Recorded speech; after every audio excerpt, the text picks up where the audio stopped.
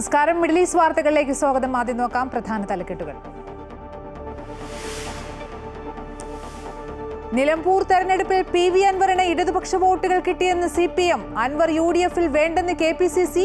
തദ്ദേശ നിയമസഭാ തെരഞ്ഞെടുപ്പുകളിൽ ജനകീയ മുന്നണി ഉണ്ടാക്കി മത്സരിക്കുമെന്ന് PV അൻവർ. MLA ആയി ആര്യാടൻ ഷൗക്കത്ത് സത്യപ്രതിജ്ഞ ചെയ്തു.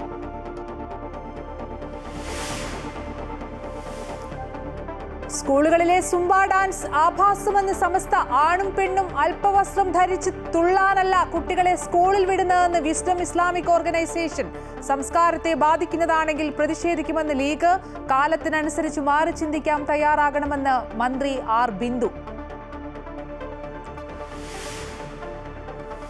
ഇന്ത്യയുമായി വമ്പൻ വ്യാപാര കരാർ ഒപ്പിടുമെന്ന് US പ്രസിഡന്റ് ഡൊണാൾഡ് ട്രംപ്. US-മായി വ്യാപാര കരാറിൽ ഏർപ്പെടാത്ത രാജ്യങ്ങൾക്ക് കനത്ത നികുതി ചുമത്തുമെന്ന് മുന്നറിയിപ്പ്.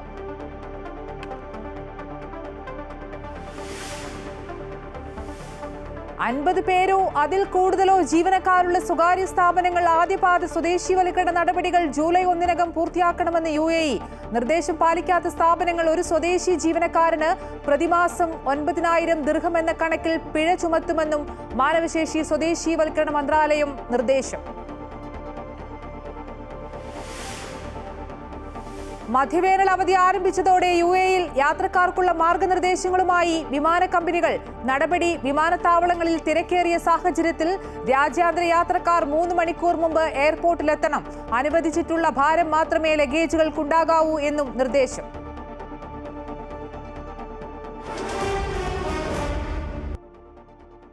നിലമ്പൂർ ഉപതെരഞ്ഞെടുപ്പിൽ പാർട്ടി വോട്ടുകളിൽ കുറവുണ്ടായതായി CPM സംസ്ഥാന കമ്മിറ്റി വിലയിരുത്തൽ. പരാജയം ഉൾക്കൊണ്ടുകൊണ്ട് ആവശ്യമായ തിരുത്തലുകൾ വരുത്തുമെന്നും തന്റെ RSS പരാമർശത്തിൽ വോട്ട് ചോർച്ചയുണ്ടായിട്ടില്ലെന്നും ഇക്കാര്യം സംസ്ഥാന കമ്മിറ്റി ചർച്ച ചെയ്തിട്ടില്ലെന്നും CPM സംസ്ഥാന സെക്രട്ടറി MV ഗോവിന്ദൻ പറഞ്ഞു. നിലമ്പൂർ ഉപതെരഞ്ഞെടുപ്പ് തോൽവിക്ക് ശേഷം നടന്ന CPM സംസ്ഥാന സെക്രട്ടേറിയറ്റും സംസ്ഥാന കമ്മിറ്റിയും പരാജയ കാരണം വിശദമായി വിലയിരുത്തി. കഴിഞ്ഞ തവണത്തെ അപേക്ഷിച്ച് നിലമ്പൂരിൽ പാർട്ടി വോട്ടുകൾ കുറഞ്ഞതായാണ് കണ്ടെത്തൽ. സർക്കാരിന്റെ വികസന പ്രവർത്തനങ്ങൾ ജനങ്ങളിലേക്ക് പൂർണ്ണമായി എത്തിക്കാൻ കഴിഞ്ഞില്ല. മണ്ഡലത്തിലെ വികസനങ്ങൾ അൻവറിന് വോട്ടായി മാറി. ഇടതുപക്ഷത്തെ പരാജയപ്പെടുത്താൻ BJP-യും UDF-ന് വോട്ടുകൾ നൽകി. അതേസമയം നിലമ്പൂരിൽ LDF-ന്റെ രാഷ്ട്രീയ അടിത്തറ ശക്തിപ്പെട്ടതായാണ് വിലയിരുത്തൽ. പരാജയം ഉൾക്കൊണ്ടുകൊണ്ട് ആവശ്യമായ തിരുത്തലുകൾ വരുത്തുമെന്നും MV ഗോവിന്ദൻ പറഞ്ഞു. ഗവൺമെന്റിന്റെ വികസന പ്രവർത്തനം വന്നതിന് പകരം സ്വതന്ത്രനായിട്ട് മത്സരിച്ച് ജയിച്ച അൻവറിൻ്റെ വികസന പ്രവർത്തന പട്ടികയിൽ ഉൾപ്പെടുത്തിയിട്ടാണ് പ്രചരണം മുഴുവൻ നടത്തിയത്. സംഘടനാ രംഗത്തുള്ള ദൗർബല്യങ്ങൾ ശരിയായി പരിശോധിച്ച് നല്ല രീതിയിൽ വരുത്തേണ്ടുന്ന തിരുത്തലുകൾ ഉണ്ടാവേണ്ടതുണ്ട് എന്ന് തന്നെ ഞങ്ങൾ കണ്ടത്. അത്തരത്തിലുള്ള തിരുത്തലുകൾക്ക് വേണ്ടി സംഘടനാപരമായ തയ്യാറെടുപ്പ് പാർട്ടി സംസ്ഥാന കമ്മിറ്റിയും ജില്ലാ കമ്മിറ്റിയും ചേർന്ന് കൈകാര്യം ചെയ്യണം എന്നും തീരുമാനിച്ചിട്ടുണ്ട്. അതേസമയം താൻ നടത്തിയ RSS CPM സഹകരണ പരാമർശം സംസ്ഥാന കമ്മിറ്റി ചർച്ച ചെയ്തിട്ടില്ലെന്നും ഇത് വോട്ട് ചോർച്ചയ്ക്ക് കാരണമായിട്ടില്ലെന്നും അദ്ദേഹം പറഞ്ഞു. ഇത് സംബന്ധിച്ച വാർത്തകൾ സത്യവിരുദ്ധമാണെന്നും MV ഗോവിന്ദൻ വ്യക്തമാക്കി. എനിക്കെതിരായ ഒരു പരാമർശവും സഖാവ് പിണറായി വിജയന്റെ ഭാഗത്തുണ്ടായിട്ടില്ല. ഇല്ലാത്ത കളവായ വാർത്ത മാതൃഭൂമി പത്രത്തിന്റെ ഫ്രണ്ട് പേജിൽ ഉൾപ്പെടെ വന്നു എന്നത് പിന്നെ ചാനലിലൊക്കെ വന്നിട്ടുണ്ട്. കളവാണ്, സത്യവിരുദ്ധമായ ഒന്നാണ്. അത്തരത്തിലുള്ളൊരു കാര്യം ആ പ്രവർത്തക യോഗത്തിന്റെ ഭാഗമായിട്ടുണ്ടായിരുന്നില്ല എന്ന് സഖാവ് പിണറായി തന്നെ വളരെ വ്യക്തമായി. കഴിഞ്ഞ ദിവസം ചേർന്ന CPM സംസ്ഥാന സെക്രട്ടേറിയറ്റും 2 ദിവസമായി നടന്ന സംസ്ഥാന കമ്മിറ്റിയുമാണ് പാർട്ടി ഘടകങ്ങളുടെ റിപ്പോർട്ടുകളുടെ അടിസ്ഥാനത്തിൽ നിലമ്പൂർ ഉപതെരഞ്ഞെടുപ്പ് പരാജയം വിശദമായി ചർച്ച ചെയ്തത്.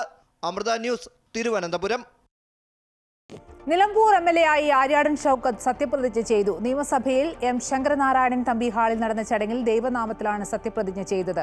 സ്പീക്കർ AN ഷംസീർ, മുഖ്യമന്ത്രി പിണറായി വിജയൻ, പ്രതിപക്ഷ നേതാവ് VD സതീശൻ, പാർലമെന്ററി കാര്യമന്ത്രി MP രാജേഷ്, മന്ത്രി K. രാജൻ തുടങ്ങിയവരുടെ സാന്നിധ്യത്തിലായിരുന്നു സത്യപ്രതിജ്ഞ. ഭരണ പ്രതിപക്ഷ നിരയിലെ നേതാക്കൾ ഷൗക്കത്തിന് ആശംസകൾ നേർന്നു. തന്റെ പിതാവിന്റെ പാത പിന്തുടരുമെന്ന് സത്യപ്രതിജ്ഞയ്ക്ക് ശേഷം ഷൗക്കത്ത് പ്രതികരിച്ചു.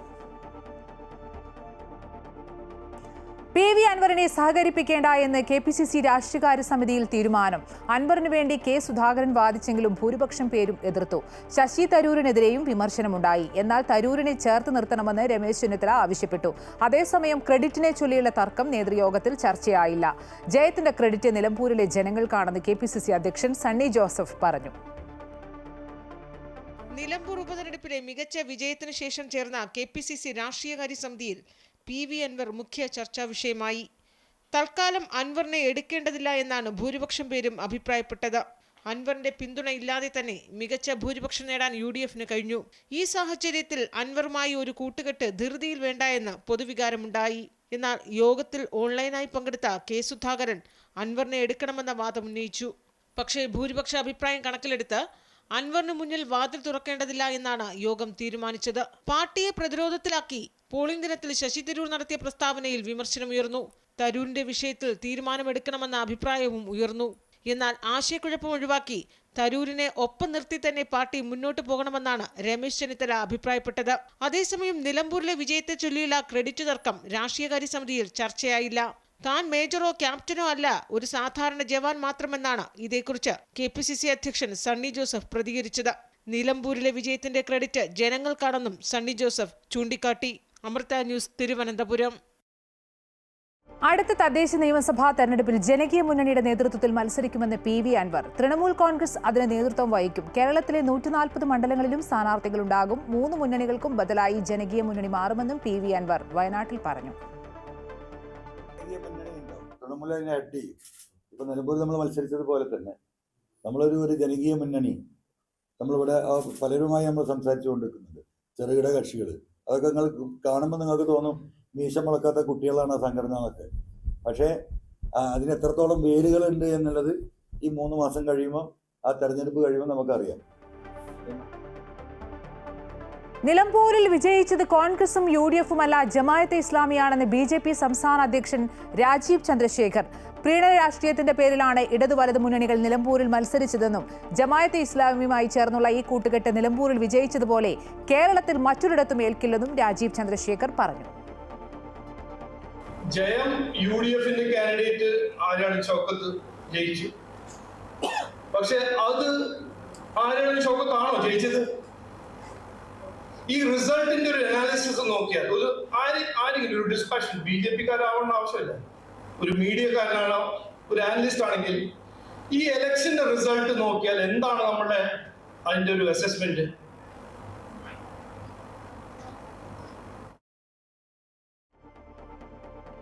സംസ്ഥാനത്ത് അതിശക്തമായ മഴ തുടരുകയാണ്. നാളെ 5 ജില്ലകളിൽ ഓറഞ്ച് അലർട്ട് പ്രഖ്യാപിച്ചിട്ടുണ്ട്. കേരള, കർണാടക, ലക്ഷദ്വീപ് തീരങ്ങൾ മത്സ്യബന്ധനത്തിനും വിലക്കുണ്ട്. ശക്തമായ കടൽക്ഷോഭത്തിൽ 1 മരണം. പത്തനംതിട്ട, കോട്ടയം, ഇടുക്കി, മലപ്പുറം, വയനാട് ജില്ലകളിലാണ് നാളെ ഓറഞ്ച് അലർട്ട് പ്രഖ്യാപിച്ചിരിക്കുന്നത്. ഈ ജില്ലകളിൽ വിവിധയിടങ്ങളിൽ അതിശക്തമായ മഴയ്ക്ക് സാധ്യതയെന്ന് കാലാവസ്ഥാ നിരീക്ഷണ കേന്ദ്രം മുന്നറിയിപ്പ് നൽകി. മറ്റെല്ലാ ജില്ലകളിലും നാളെ യെല്ലോ അലർട്ടാണ്. കേരള, കർണാടക, ലക്ഷദ്വീപ് തീരങ്ങളിൽ നാളെ മത്സ്യബന്ധനത്തിന് വിലക്കുണ്ട്.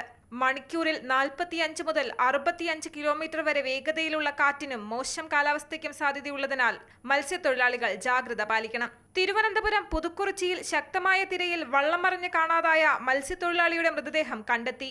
പുതുക്കുറ തൈവിളാകം വീട്ടിൽ ആന്റണിയുടെ മൃതദേഹമാണ് കണ്ടെത്തിയത്. കനത്ത മഴയിൽ ജലനിരപ്പ് ഉയർന്നതിനാൽ മലമ്പുഴ അണക്കെട്ടിലെ ഷട്ടറുകൾ ഉയർത്തി. എറണാകുളത്ത് കനത്ത മഴയിൽ വീടുകൾ നിലംപൊത്തി. നാളെ സംസ്ഥാനത്ത് ശക്തമായ കാറ്റിന് സാധ്യതയെന്നും മുന്നറിയിപ്പുണ്ട്. മണിക്കൂറിൽ 50 കിലോമീറ്റർ വരെ വേഗതയുള്ള കാറ്റിന് സാധ്യതയുണ്ട്. അടുത്ത 5 ദിവസവും മഴ തുടരും. അമൃത ന്യൂസ്, തിരുവനന്തപുരം.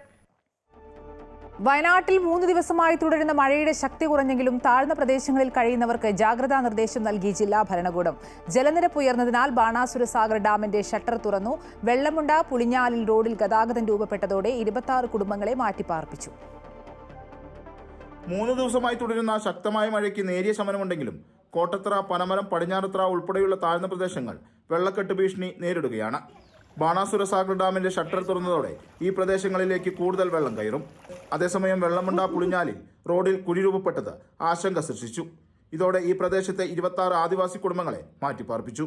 ബാണാസുര സാഗർ ഡാമിലെ ഒരു സ്പിൽവേ ഷട്ടർ ഉയർത്തി സെക്കൻഡിൽ 50 ക്യൂബിക് മീറ്റർ വെള്ളം ഘട്ടം ഘട്ടമായി പുഴയിലേക്ക് ഒഴുക്കിവിടുന്നുണ്ട്. പുഴയുടെ തീരങ്ങളിലുള്ളവരും താഴ്ന്ന പ്രദേശങ്ങളിൽ താമസിക്കുന്നവരും ജാഗ്രത പാലിക്കണമെന്നും നിർദ്ദേശമുണ്ട്. അണക്കെട്ടിന്റെ പൂർണ്ണ സംഭരണശേഷിയായ 775.60 മീറ്ററിലേക്ക് ജലനിരപ്പ് ഉയർന്നതോടെയാണ് ഷട്ടറുകൾ തുറന്നു വെള്ളം ഒഴുക്കിവിടാനുള്ള സാഹചര്യമുണ്ടായത്. ഇതിനിടയിൽ അണക്കെട്ടിലെ അധിക ജലം കുറ്റ്യാടി തടത്തിലേക്ക് ടണൽ വഴി കഴിഞ്ഞ ആഴ്ച ഒഴുക്കിവിട്ടിരുന്നു. കബനി നദിയിലെ പെരിക്കല്ലൂർ, മരക്കടവ് എന്നീ കടവുകളിലെ തോണി സർവീസ് തൽക്കാലം നിർത്തിവെക്കാനും നിർദ്ദേശമുണ്ട്. ചൂരൽമല, മുണ്ടക്കൈ മേഖലകളിലും നിയന്ത്രണമുണ്ട്.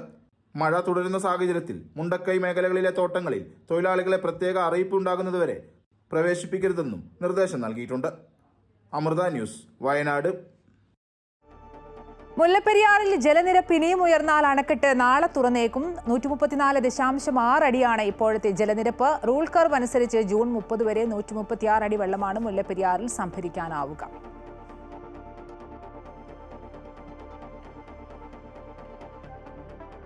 ഇനി മറ്റു വാർത്തകളിലേക്ക് വരികയാണെങ്കിൽ 50 പേരോ അതിൽ കൂടുതലോ ജീവനക്കാരുള്ള സ്വകാര്യ സ്ഥാപനങ്ങൾ ആദ്യപാദ സ്വദേശീവൽക്കരണ നടപടികൾ ജൂലൈ 1-നകം പൂർത്തിയാക്കണമെന്ന് UAE മാനവശേഷി സ്വദേശീവൽക്കരണ മന്ത്രാലയം നിർദ്ദേശം നൽകി. നിർദ്ദേശം പാലിക്കാത്ത സ്ഥാപനങ്ങൾക്ക് ഒരു സ്വദേശി ജീവനക്കാരന് പ്രതിമാസം 9,000 ദിർഹം എന്ന കണക്കിൽ പിഴ ചുമത്തുമെന്നും മന്ത്രാലയം വ്യക്തമാക്കി. UAEയിൽ സ്വദേശീവൽക്കരണം ശക്തമാക്കിയതിനു ശേഷം സ്വകാര്യ മേഖലയിൽ എമിറാത്തി ജീവനക്കാരുടെ എണ്ണത്തിൽ ക്രമാനുഗതമായ വർധനവുണ്ടായിട്ടുണ്ടെന്ന് മാനവശേഷി സ്വദേശീവൽക്കരണ മന്ത്രാലയം വ്യക്തമാക്കി. ഈ വർഷം ഏപ്രിൽ അവസാനം വരെയുള്ള കണക്കനുസരിച്ച് 28,000 സ്വകാര്യ സ്ഥാപനങ്ങളിലായി 1,36,000 സ്വദേശികൾ ജോലി ചെയ്യുന്നുണ്ട് എന്നാണ് കണക്ക്. 50 അതിൽ കൂടുതലോ ജീവനക്കാരുള്ള സ്വകാര്യ സ്ഥാപനങ്ങൾ പ്രതിവർഷം 2% വീതം സ്വദേശീവൽക്കരണം നടപ്പാക്കണം എന്നാണ് നിയമം. അതനുസരിച്ച് 6 മാസത്തെ ലക്ഷ്യമായ 1% സ്വദേശികളുടെ നിയമനം നടത്താനുള്ള സമയം ജൂൺ 30-ന് അവസാനിക്കും. നിർദ്ദേശം പാലിക്കാത്ത സ്ഥാപനങ്ങൾ ഒരു സ്വദേശിക്ക് പ്രതിമാസം 9,000 ദിർഹം എന്ന കണക്കിൽ പിഴയൊടുക്കേണ്ടി വരും. ജൂലൈ 1 മുതൽ മന്ത്രാലയത്തിന്റെ പരിശോധന ആരംഭിക്കും. ജോലി നൽകുന്ന സ്വദേശികൾക്കുള്ള പെൻഷൻ ഫണ്ട്, പ്രതിമാസ ശമ്പളം എന്നിവ കൃത്യമായി നൽകുന്നുണ്ടോ എന്നതും പരിശോധിക്കും. നിയമം പാലിക്കുന്ന സ്വകാര്യ സ്ഥാപനങ്ങൾക്ക് മന്ത്രാലയത്തിന്റെ സേവന ഫീസുകളിൽ 80% വരെ ഇളവ്, ഗവൺമെന്റ് നടപടികളിൽ മുൻഗണന എന്നിങ്ങനെ ആനുകൂല്യങ്ങളും നൽകുന്നുണ്ട്. 20 മുതൽ 49 വരെ ജീവനക്കാരുള്ള സ്വകാര്യ സ്ഥാപനങ്ങൾ ഈ വർഷം അവസാനിക്കുന്നതിന് മുൻപ് കുറഞ്ഞത് ഒരു സ്വദേശിക്കെങ്കിലും ജോലി നൽകണമെന്നും നിർദ്ദേശമുണ്ട്. Amrita news, Dubai. മധ്യവേനൽ അവധി ആരംഭിച്ചതോടെ UAEയിലെ വിമാനത്താവളങ്ങളിൽ തിരക്കേറി. ഇതോടെ യാത്രക്കാർക്കുള്ള മാർഗനിർദ്ദേശങ്ങൾ വിമാന കമ്പനികൾ പുറപ്പെടുവിച്ചു. രാജ്യാന്തര യാത്രക്കാർ 3 മണിക്കൂർ മുമ്പെങ്കിലും എയർപോർട്ടിൽ എത്തണമെന്നും അനുവദിച്ചിട്ടുള്ള ഭാരം മാത്രമേ ലഗേജുകൾക്കുണ്ടാകാവൂ എന്നും നിർദ്ദേശങ്ങളിൽ പറയുന്നുണ്ട്. ഗൾഫ് രാജ്യങ്ങൾ മധ്യവേനൽ അവധിയിലേക്ക് കടന്നു. ഇതോടെ നാട്ടിലേക്ക് മടങ്ങാനുള്ളവരുടെ തിരക്കാണ് വിമാനത്താവളങ്ങളിൽ. മേഖലയിലെ സംഘർഷം മൂലം വിമാന സർവീസുകളിൽ നേരിട്ടിരുന്ന തടസ്സങ്ങൾ കാരണം യാത്ര മാറ്റിവെച്ചവരുൾപ്പെടെ എത്തിയതോടെ തിരക്ക് ഗണ്യമായി വർദ്ധിച്ചിട്ടുണ്ട്. ദുബായ് രാജ്യാന്തര വിമാനത്താവളത്തിലൂടെ ജൂലൈ 9 വരെ 34 ലക്ഷത്തിലേറെ പേർ യാത്ര ചെയ്യും എന്നാണ് പ്രതീക്ഷിക്കുന്നത്. പ്രതിദിനം 2.5 ലക്ഷത്തിലേറെ യാത്രക്കാർ. ഈ സാഹചര്യത്തിൽ UAEയിലെ വിവിധ വിമാന കമ്പനികൾ യാത്രക്കാർക്കുള്ള നിർദ്ദേശങ്ങൾ പുറപ്പെടുവിച്ചു. അബുദാബി ആസ്ഥാനമായ എത്തിഹാദ് എയർവേസ് അന്താരാഷ്ട്ര യാത്രക്കാർ 4 മണിക്കൂർ മുൻപ് വിമാനത്താവളത്തിൽ എത്തണമെന്ന നിർദ്ദേശമാണ് നൽകുന്നത്. ഓൺലൈൻ ചെക്ക് ഇൻ നടപടികൾ പൂർത്തിയാക്കിയവരും പരമാവധി നേരത്തെ എത്തണം. മിക്ക വിമാന കമ്പനികളും പരമാവധി 7 കിലോ വരെയാണ് ഹാൻഡ് ബാഗേജിൽ അനുവദിക്കൂ. ചെക്ക് ഇൻ ബാഗേജുകളിലും അനുവദിച്ചിട്ടുള്ള ഭാരം മാത്രമേ ഉണ്ടാകാവൂ എന്നും വിമാന കമ്പനികൾ ഓർമ്മിപ്പിക്കുന്നു. ദുബായ് വിമാനത്താവളം വഴി യാത്ര ചെയ്യുന്നവർ എയർപോർട്ടിലെത്താനായി മെട്രോ സൗകര്യം പ്രയോജനപ്പെടുത്തണമെന്നാണ് നിർദ്ദേശിക്കുന്നത്. എയർപോർട്ട് റോഡുകളിൽ ഉണ്ടാകാൻ സാധ്യതയുള്ള തിരക്കൊഴിവാക്കാൻ ഇത് സഹായിക്കും. Amrita news, Dubai. Indian Hajj committee മുഖേന ഹജ്ജ് കർമ്മം നിർവഹിക്കാനെത്തിയ കേരളത്തിൽ നിന്നുള്ള മലയാളി ഹാജിമാരുടെ മടക്കയാത്ര ആരംഭിച്ചു. ജിദ്ദ വിമാനത്താവളം വഴി ഹജ്ജിനെത്തുകയും ഹജ്ജ് കർമ്മങ്ങൾ നിർവഹിച്ച ശേഷം 8 ദിവസത്തെ മദീന സന്ദർശനം പൂർത്തീകരിച്ച് മദീന വിമാനത്താവളം വഴിയാണ് മലയാളി ഹാജിമാർ നാട്ടിലേക്ക് തിരിക്കുന്നത്. 173 പേരടങ്ങുന്ന ആദ്യ മലയാളി ഹജ്ജ് ആദ്യ സംഘത്തിന് മദീന KMCC ഹൃദ്യമായ യാത്രയപ്പാണ് നൽകിയത്. നാട്ടിലേക്ക് മടങ്ങുന്ന ആദ്യ സംഘത്തിന് ഭക്ഷണവും സമ്മാന പൊതികളും നൽകിയാണ് KMCC പ്രവർത്തകർ യാത്ര അയച്ചത്. നാസർ തടത്തിൽ, അഷ്റഫ് ഒമാനൂർ, ജലീൽ കുറ്റ്യാടി എന്നിവർ നേതൃത്വം നൽകി. കുവൈറ്റിലെ അൽ ഖുദൂസിൽ 17 താമസ കെട്ടിടങ്ങളിലെ വൈദ്യുതി ബന്ധം വിച്ഛേദിച്ചു. അനധികൃതമായി ബാച്ചിലർമാരായ പ്രവാസികളെയും അംഗീകാരമില്ലാത്ത വാടകക്കാരെയും താമസിപ്പിച്ച കെട്ടിടങ്ങൾക്കെതിരെയാണ് അധികൃതർ നടപടിയെടുത്തത്. ഭവന മാനദണ്ഡങ്ങളുടെ ലംഘനങ്ങളെക്കുറിച്ച് പൊതുജനങ്ങളിൽ നിന്ന് പരാതികൾ ലഭിച്ചതിനെ തുടർന്ന് മുനിസിപ്പാലിറ്റി, വൈദ്യുതി, ആഭ്യന്തര മന്ത്രാലയം എന്നിവ സംയുക്തമായി നടത്തിയ പരിശോധനയ്ക്കൊടുവിലാണ് നടപടി. സ്വദേശി കുടുംബങ്ങൾക്ക് മാത്രമുള്ള മേഖലകളിലെ നിരവധി വീടുകൾ ബാച്ചിലർ താമസത്തിനായി ഉപയോഗിക്കുന്നുണ്ടെന്ന് കണ്ടെത്തിയിട്ടുണ്ട്. മുന്നറിയിപ്പിന് ശേഷവും നിയമലംഘനം തുടർന്ന് വീടുകളിലെ വൈദ്യുതിയാണ് വിച്ഛേദിച്ചത്.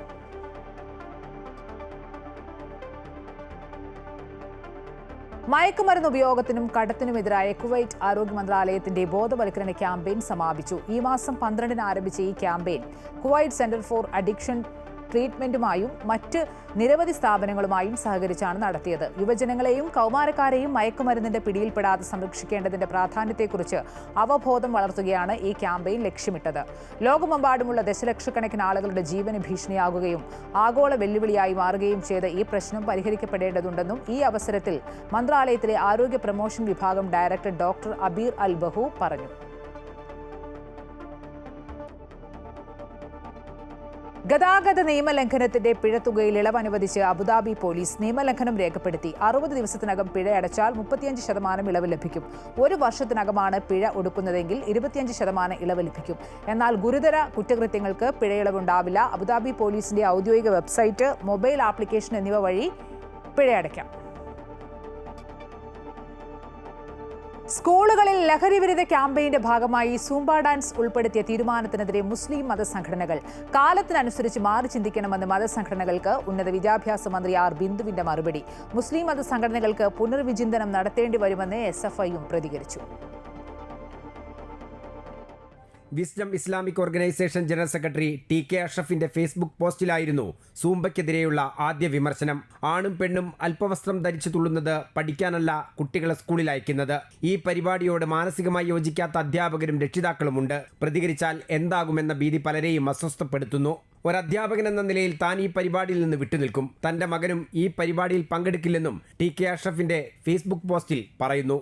തൊട്ടു പിന്നാലെ സൂംബയ്ക്കെതിരെ ഫേസ്ബുക്ക് പോസ്റ്റുമായി സമസ്ത നേതാവ് നാസർ ഫൈസി കൂടത്തായിയും രംഗത്തെത്തി. അല്പവസ്ത്രം ധരിച്ച് കൂടിക്കലർന്ന് ആടിപ്പാടുന്ന രീതിയാണ് സൂംബ എന്നും വലിയ കുട്ടികൾ പോലും ഇങ്ങനെ ചെയ്യണമെന്ന് സർക്കാർ നിർദ്ദേശമുണ്ടെങ്കിൽ അത് പ്രതിഷേധാർഹമാണെന്നും നാസർ ഫൈസി കൂടത്തായി പറയുന്നു. സൂംബ എന്നത് ആഭാസമാണ്. മേനിയഴക് പ്രകടിപ്പിക്കാനും ഇടകലർന്ന് ആടിപ്പാടാനും ധാർമ്മിക ബോധം അനുവദിക്കാത്ത വിദ്യാർത്ഥികളുടെ വ്യക്തി സ്വാതന്ത്ര്യത്തിനും മൗലിക അവകാശത്തിനും നേരെയുള്ള ലംഘനമാവും ഇതെന്നും ഫേസ്ബുക്ക് പോസ്റ്റിൽ പറയുന്നു. അതേസമയം ലഹരിക്കെതിരെയുള്ള പോരാട്ടത്തിൽ എല്ലാവരും ഭാഗമാകണമെന്ന് SFI നിലപാട് വ്യക്തമാക്കി. സൂംബ നൃത്തത്തെ എതിർക്കുന്ന മതസംഘടനകൾക്ക് പുനർവിചിന്തനം നടത്തേണ്ടി വരുമെന്നും SFI അഖിലേന്ത്യാ ജോയിന്റ് സെക്രട്ടറി ആദർശം സജി പറഞ്ഞു. ഇത് ലഹരിക്കെതിരായിട്ടുള്ള പോരാട്ടമായി എല്ലാവരും കാണണം. അത് മതമെന്നോ ജാതിയെന്നോ അല്ലെങ്കിൽ വിവിധ രാഷ്ട്രീയ പാർട്ടികളൊന്നും വേർതിരിക്കേണ്ട കാര്യമില്ല. എല്ലാവരും അതൊരു പോരാട്ടമായി ലഹരിക്കെതിരായിട്ടുള്ള പോരാട്ടം നടത്തുക, അതിന്റെ ഭാഗമായി പ്രവർത്തിക്കുക എന്നുള്ളതാണ് അഭിപ്രായം. സൂംബയ്ക്കെതിരെ സമസ്തയുടെ യുവജന വിഭാഗം രംഗത്തെത്തിയതിനെതിരെ ഉന്നത വിദ്യാഭ്യാസ മന്ത്രി ആർ ബിന്ദുവും പ്രതികരിച്ചു. നമ്മളിപ്പോൾ 21-ാം നൂറ്റാണ്ടിൻ്റെ ആദ്യപാദം പിന്നിടാണ്. ശാരീരികാരോഗ്യവും മാനസികാരോഗ്യവും രണ്ടും ഉറപ്പാക്കാൻ കഴിയുന്ന ഒന്നാണ്. വളരെ ആഹ്ലാദപൂർവ്വം ഉല്ലാസപൂർവ്വമാണ് കുട്ടികളും സ്കൂൾ സമൂഹമാകെ അത് ഏറ്റെടുത്തിട്ടുള്ളത്. അതിലെന്താ തെറ്റ്? അമൃത ന്യൂസ്, കോഴിക്കോട്. കായികവും മാനസികവുമായ ഉല്ലാസം രൂപപ്പെടുത്താൻ വേണ്ടിയുള്ള ഒരു രീതിയാണ് സുംബ ഡാൻസ് എന്ന് CPM സംസ്ഥാന സെക്രട്ടറി MV ഗോവിന്ദൻ. കായികക്ഷമത ഏറ്റവും കുറവുള്ള കുട്ടികളുള്ള സംസ്ഥാനമാണ് കേരളം. ഇതിനെതിരായി നിന്നിട്ടുള്ള സംഘടനകളെ ഇത് ബോധ്യപ്പെടുത്തും. ഏകപക്ഷീയമായ നിലപാട് സ്വീകരിക്കില്ലെന്നും അദ്ദേഹം പറഞ്ഞു. അതായത് കായികവും മാനസികവുമായ ഒരു ഉല്ലാസം രൂപപ്പെടുത്താൻ വേണ്ടി പുതിയ തലമുറയിൽ ശരിക്കും പറഞ്ഞാൽ വാമിംഗ് അപ്പാണ്. സ്പോർട്സ് അറിയുന്നവരുണ്ടോ ഇതിൻ്റെ അകത്ത്? അറിയാമല്ലോ, വാമിംഗ് അപ്പാണ്. അതുണ്ടാവും. എതിരായിട്ടുള്ള സംഘടനകളുടെ അവരെ ബോധ്യപ്പെടുത്തുക, പരസ്പരം മനസ്സിലാക്കുക, എന്തൊക്കെയാണ് വേണ്ടത് നമുക്ക് ചെയ്യുകയും ചെയ്യാം. അതിലൊന്നും നമ്മളിപ്പോൾ ഏകപക്ഷീയമായോ ഏകാധിപത്യപരമായോ ഒരു നിലപാടൊന്നും സ്വീകരിക്കും. വേണ്ടവർക്ക് ചെയ്യാം, ചെയ്യാതിരിക്കുന്നവർ ചെയ്യാതിരിക്കട്ടെ. സെൻസർ ബോർഡിന് ഹൈക്കോടതിയുടെ രൂക്ഷ വിമർശനം. ജാനകി സീത എന്നൊക്കെ സിനിമയ്ക്ക് പേരിട്ടാൽ എന്താണ് കുഴപ്പമെന്ന് കോടതി. സുരേഷ് ഗോപി ചിത്രം Janaki versus state of Kerala എന്ന ചിത്രത്തിന്റെ പേര് മാറ്റണമെന്ന് സെൻസർ ബോർഡ് തീരുമാനത്തിനെതിരെയാണ് കോടതിയുടെ വിമർശനം. തിങ്കളാഴ്ച സെൻസർ ബോർഡ് ആസ്ഥാനത്തേക്ക് പ്രതിഷേധം നടത്തുമെന്ന് FEFKA. Janaki versus state of Kerala എന്ന ചിത്രത്തിന് സെൻസർ അനുമതി നൽകാത്തതിലാണ് പ്രതിഷേധം.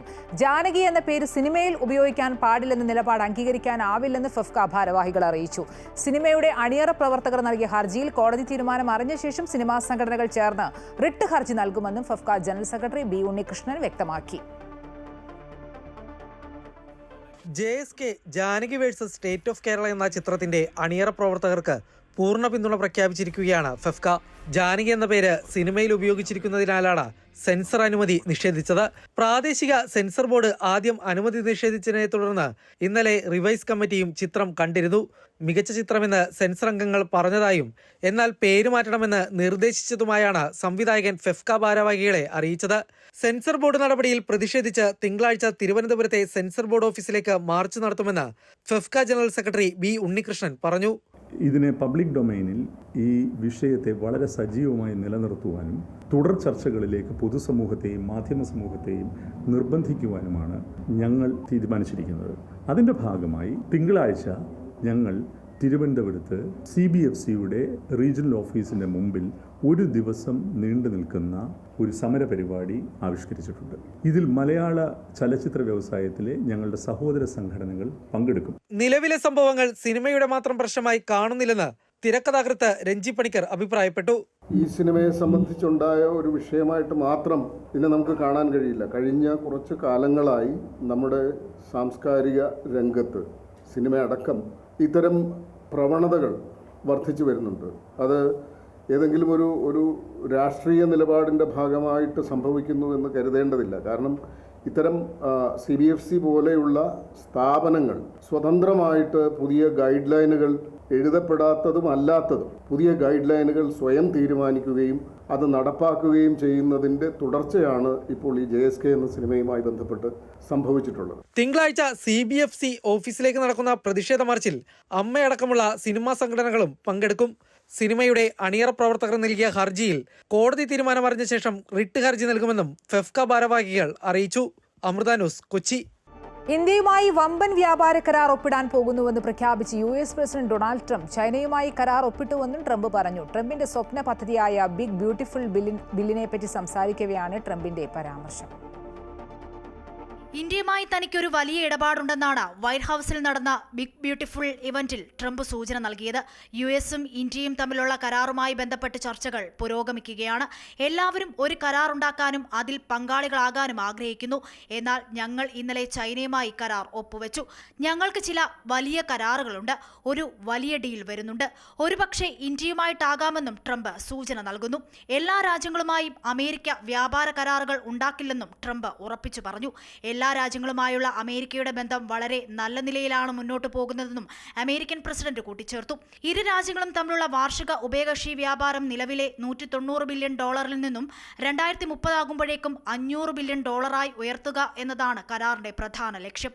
പ്രധാനമന്ത്രി നരേന്ദ്രമോദിയും US പ്രസിഡന്റ് ഡൊണാൾഡ് ട്രംപും ഫെബ്രുവരിയിൽ കൂടിക്കാഴ്ച നടത്തിയിരുന്നു. US-ഉമായി വ്യാപാര കരാറിൽ ഏർപ്പെടാത്ത രാജ്യങ്ങൾക്ക് കനത്ത നികുതി ചുമത്തുമെന്നും ട്രംപ് മുന്നറിയിപ്പ് നൽകിയിട്ടുണ്ട്. ജനീവയിൽ വെച്ച് കഴിഞ്ഞ മാസം നടന്ന ചർച്ചയിലാണ് US-ഉം ചൈനയും വ്യാപാര കരാറിന്റെ അന്തിമ കരടിലേക്ക് എത്തിയത്. നേരത്തെ US-ഉം ചൈനയും തമ്മിലുള്ള സംഘർഷങ്ങൾ വർദ്ധിച്ചതിനെ തുടർന്നാണ് ഇരു രാജ്യങ്ങളും തമ്മിലുള്ള വ്യാപാരം ഏതാണ്ട് നിലച്ചത്. News desk, Amrita news. ലഹരി വിരുദ്ധ ദിനാചരണത്തിന്റെ ഭാഗമായി കോയമ്പത്തൂർ അമൃത വിശ്വവിദ്യാപീഠത്തിലെ അമൃത ഇന്റർനാഷണൽ സ്കൂൾ ഓഫ് ലോയിലെ വിദഗ്ധ പാനൽ ചർച്ച സംഘടിപ്പിച്ചു. ലഹരി വസ്തുക്കൾക്കെതിരെ ഒരുമിച്ച് എന്ന സന്ദേശവുമായി ബ്രിഡ്ജിംഗ് ദി ഗ്യാപ്സ്, നിയമം, മാനസികാരോഗ്യം, സമൂഹം എന്നീ വിഷയങ്ങളിൽ ചർച്ച സംഘടിപ്പിച്ചു. ഹൈക്കോടതി മുൻ ജഡ്ജി PG അജിത് കുമാർ മുഖ്യപ്രഭാഷണം നടത്തി. പരിപാടിയിൽ കോയമ്പത്തൂർ പെർമനന്റ് ലോക് അദാലത്ത് ചെയർമാനും ജില്ലാ ജഡ്ജുമായ G നാരായണൻ, ജില്ലാ നിയമസേവന അതോറിറ്റി സെക്രട്ടറിയും സബ് ജഡ്ജുമായ K രമേശ് എന്നിവർ സംസാരിച്ചു. Advocate M Mathivanan, advocate V Stephinarose, doctor Santhosh Gandhi തുടങ്ങിയവർ പങ്കെടുത്തു. പരിപാടിയുടെ ഭാഗമായി വിദ്യാർത്ഥികൾ ലഹരി വിരുദ്ധ പ്രതിജ്ഞ ഏറ്റെടുത്തു. ഇന്ത്യൻ സൊസൈറ്റി ഓഫ് ക്രിമിനോളജി, ലോക്ടോപ്പസ്, കോയമ്പത്തൂർ ജില്ലാ നിയമസേവന അതോറിറ്റി, അമൃത വിശ്വവിദ്യാപീഠത്തിലെ NSS യൂണിറ്റ് എന്നിവയുടെ സഹകരണത്തോടെയാണ് പരിപാടി സംഘടിപ്പിച്ചത്. കേരള വിഷൻ ഗ്രൂപ്പ് സംഘടിപ്പിക്കുന്ന ഗ്രാൻഡ് 1000 നാളെ കൊച്ചിയിൽ നടക്കും. കേരള വിഷൻ ഗ്രൂപ്പിന്റെ വാർഷിക വിറ്റുവരവ് 1000 കോടി രൂപ പിന്നിട്ടതിന്റെ അനുമോദന സമ്മേളനമാണ് ഗ്രാൻഡ് 1000. ആഘോഷ പരിപാടികൾ മന്ത്രി P രാജീവ് ഉദ്ഘാടനം ചെയ്യും. കൊച്ചി താജ് വിവാന്തയിൽ സംഘടിപ്പിക്കുന്ന ചടങ്ങിൽ Disney country manager K Madhavan മുഖ്യാതിഥിയായിരിക്കും. MP Hibi Eden, MLA TJ Vinod, Amrita TV business head Sivakumar R എന്നിവർ പങ്കെടുക്കുമെന്ന് കേബിൾ TV ഓപ്പറേറ്റേഴ്സ് അസോസിയേഷൻ സംസ്ഥാന പ്രസിഡന്റ് പ്രവീൺ മോഹൻ പറഞ്ഞു. ഇന്ത്യയിലെ ഏറ്റവും വലിയ 6ാമത്തെ ഇന്റർനെറ്റ് സേവന ദാതാവാണ് കേരള വിഷൻ ബ്രോഡ്ബാൻഡ്. ഗ്രാമീണ മേഖലയിലെ വയേർഡ് ബ്രോഡ്ബാൻഡ് സേവനദാതാക്കളുടെ പട്ടികയിൽ കേരള വിഷൻ 2ാം സ്ഥാനത്ത് എത്തിയിരുന്നു.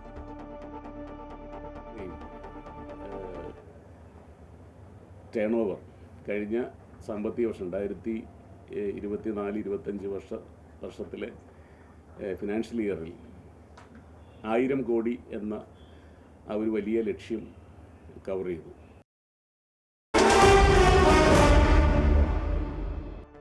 സൗദി ക്ലബ് അൽ നസർ ടീമുമായുള്ള കരാർ 2027 വരെ നീട്ടി ഫുട്ബോൾ ഇതിഹാസം ക്രിസ്ത്യാനോ റൊണാൾഡോ.